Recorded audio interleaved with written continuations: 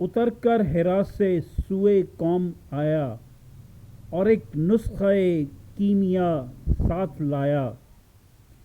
عرب جس پہ کرنوں سے تھا جہل چھایا، پلٹ دی بس ایک آن میں اس کی کایا۔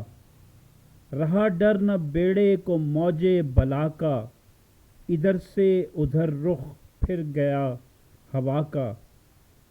رب فرمایا محبوبہ زمانے سارے تیرے نے، عرش والے فرش والے دیوانے سارے تیرے نے۔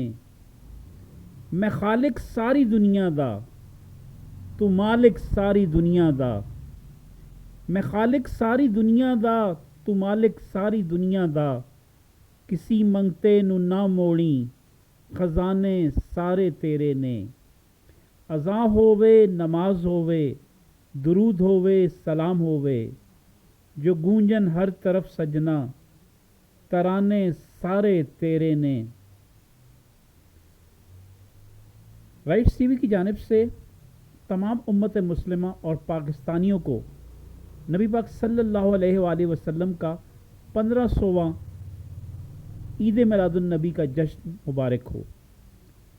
ہم خصوصی کوشش کریں گے کہ اس بار ہم بخاری شریف میں سے نبی پاک صلی اللہ علیہ وسلم کی زندگی کے جو ارشادات ہیں، صحابہ سے کی گئی باتیں، نبی پاک صلی اللہ علیہ وسلم کی بچوں کے ساتھ کی جانے والی باتیں، نبی پاک صلی اللہ علیہ وآلہ وسلم کی صحابہ اکرام سے مختلف موقعوں پر وحی کے حوالے سے کی جانے والی باتیں، اور اس کے ساتھ ہی اپنے جو قریبی صحابہ تھے نبی پاک صلی اللہ علیہ وسلم کے، جو آنکھوں کا تارا تھے، اور ان کو کی جانے والی نصیحتیں، اور مختلف مواقع پر نماز کے دوران اور نماز کے بعد اصحاب صفہ کے درمیان میں بیٹھ کر جو باتیں کی، ان کے بارے میں بخاری شریف سے ریفرنس کے ساتھ آپ کو بتایا جائے گا، اور کوشش کی جائے گی کہ نام اللہ کا اور نظام محمد رسول اللہ صلی اللہ علیہ وآلہ وسلم کا، یعنی راج اللہ کا اور رواج محمد رسول اللہ صلی اللہ علیہ وسلم کا، ہم ہر سال